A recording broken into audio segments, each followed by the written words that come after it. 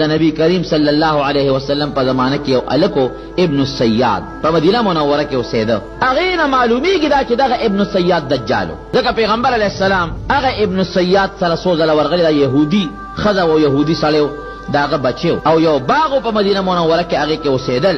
نبی علیه السلام یې وفرمایل یو ځل وی ابن السیاد دا دجال به پیدا کېږي، د داسې مور او پلار نه پیدا کېږي چې د مور او پلار به 10 کاله بچی نه کېږي. 10 کاله پس به یو بچی وشي. 10 کاله پس چې کم بچی وشي نو دا هغه بچی سترګه وړندی، هغه ډېر بېکاری، مور او پلار به هم ترې تنګي، او هغه بچی چې اوده شي نو زړه به بیداري، سترګې به اودې وي. هغه بچی به ناشنا ناشنا خبرې هم کوي، او دغه یهودي مور او پلار نه چې دا کم بچی پیدا شوي وي نو پلار به نری وي، پوزه به داسې لکه د طوطي مخوکه، او لوړ دنګ به وي. او د دې دجال چې کومه مور ده دا به ډېره سربی، غټه ښځه به وي، ډېره مضبوطه پهلوانه ښځه به وي. یو صحابي فرمایي چې په مدینه منوره کې مونږ واورېدل چې د فلانکي یهودي ښځې او سړي په کور کې یو ماشوم پیدا شوی دی، او ښځه چې کوم شکل نبي علیه السلام یادوي نو مقه شکل یې دی، او د دې سړي چې کوم شکل دی نو نبي علیه السلام یادوي مقه شکل یې دی.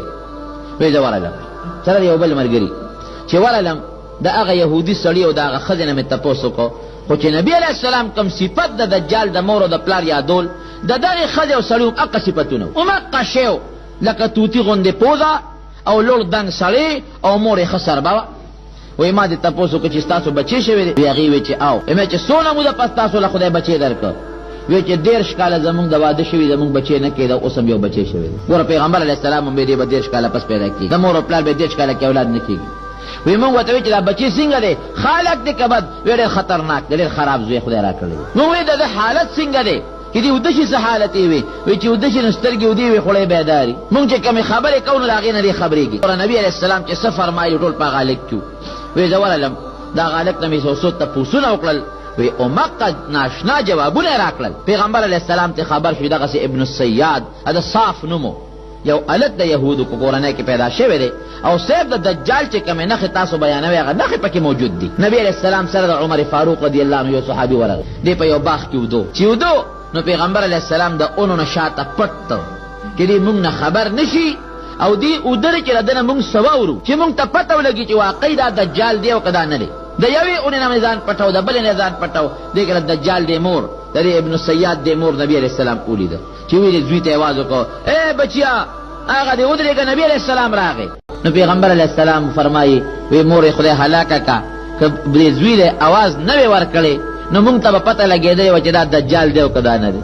خیر چې را پاسېده نبي علیه السلام دې تپوسونه وکړل، وی څه حال دی دی؟ ته چې ودې څه حال دی؟ وی چې ودې م سترګې مې ودې ویړه مې بیداري. وی څه یې؟ وی یو تخت وینم په دریاب د پاسه، ولاړ دلته یم او د دریاب د پاسه یو تخت راته ښکارېږي. پیغمبر علیه السلام وفرمایله شیطانانو تخت دی چې دلته ښکارېږي. وی څه اخبار مخبار، څه واقعات، څه خبر مبر دله راځي که نه راځي؟ وی او 2 خبرې رښتیا او یو دروغه، کله 2 دروغ او یو رښتیا. وی معامله در باندې ګډه وډه ده. بیا پیغمبر علیه السلام فرمایي وی ما ورته په دې اړه کې سورت دخان پټ کړه. سورت دخان دا مې دې اړه کې ورته پټ کړه، دته مې غږ ونه کړه، خو دې اړه کې مې سورت دخان راوسته او تپوس ته کوم. وی ما ورته چې ښه دا تپوس دنه کوم چې ما په دې اړه کې څه پټ کړي دي؟ وی ما ته چې نور خو نه پوهېږم، هو دخ خو څه دخ دې پټ کړي دي، نو څه دخ دې په دې اړه کې پټ کړي دي. نبي علیه السلام ورته چخې شه اخسأ فلن تعدو امرک، چې تعالی خدای کم شی مقدر کړی د هغې نه تجاوز نشي کولی. حضرت عمر فاروق رضی الله عنه ورته وایي د خدای رسوله حکم کوه دا هغه خبیث معلومیږي چې دا سر ته وغورځوم اخوا مردار یې کړم. نبي علیه السلام ورته وفرمایل ای عمره که دا هغه دجال نی نو وجلو کې څه پیدا ده؟ ولې وجنې؟ یو یهودي ماشوم دی، او که دجال وي نو ته د ده په مړکولو قادر نه، د ده د مړکولو لپاره الله عیسی علیه السلام مقرر کړی دی. خبره خلاصه شوه. یو بل صحابي دی حضرت ابو سعید خدری رضی الله عنه، او اذا حج روانو د دجال را سره دا ابن السیاد را سره روان دی، نیم را سره ملګری دی. وایي چې ما سره ملګری دی، وایي په لاره باندې روان یو، خبره اترې کوو، وایي قافلې نه مونږ ځان له شو زو دی. وی داسې یره را باندې راله، ځکه د متعلق خدا خبر مشهور و چې دا دجال دی، دنه به دجال جوړېږي. وی بهر صورت یره را باندې راله، وی یره را باندې راله، وی ما ته وایي چې مه یارېږه، ونه یارېږې. ګورې وی ما ته ورته وایي چې یاره یو تپوس دنه کوم، خلک خو ستا متعلق دا خبره کوي چې ته تا نه دجال جوړېږي، دا حقیقت دی که نه دی؟ وی ما ته وایي داسې کار دی چې د دجال متعلق خو پیغمبر علیه السلام فرمایي.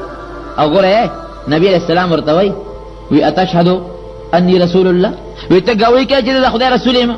او ته سوي وی دا غوي کوم چې ته د عربو پیغمبر ګوري او بیا وته وی دا دالک نبی علیہ السلام ته وی ته غوي کې چې د خدای رسول نبی علیہ السلام ته وی ته غوي کې چې د خدای رسول نو پیغمبر علیہ السلام ورته غوونه کو خور روان شو دي آمنت بالله ورسوله یو ابو سعید خدری رضی الله عنه فرمایي وی مې چې ستا متعلق خلک دا خبره کوي چې ته دجال وی ما ته وی ګوره چې نبی علیہ السلام فرمایي چې دجال به کافری تاسو ده کنه ایمه چاو وی دغه مسلمانې د پیغمبر علیہ السلام خو د دجال متعلق فرمایي چې مکه مکرمه او مدینه منوره ته نه داخليږي دا څه ده ایمه چاو وی دغه د مدینه منوره نه رواني مو دغه د مکه مکرمه ته ځم دوشوي او دریم دا چې نبی علیہ السلام فرمایي چې دجال اولاد بنه پیدا کیږي او د ما خو بلا بچی د مدینه منوره کې پریخي د څنګه دجال یم یاوی ما په یقین راغی چې واقعي ته خو دجال نه تا نه خو دجال نه جوړیږي ذکر آئی مکه مکرمه ته روانه او مدینه منوره دی پرې خو دا هغه نه وروته نبی هم وجود دجال خو دې نه دي چې لم شي وی دی او د دجال بچی باندې کېږي او دجال به کافر او ته خود مسلمان دا وکه بیا ما ته وی